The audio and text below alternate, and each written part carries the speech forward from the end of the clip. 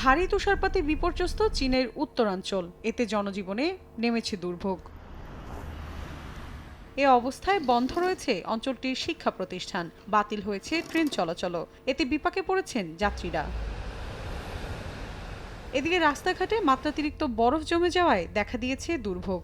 এ অবস্থায় লবণ ছিটিয়ে বরফ গলানোর কাজ করছেন কর্তৃপক্ষ।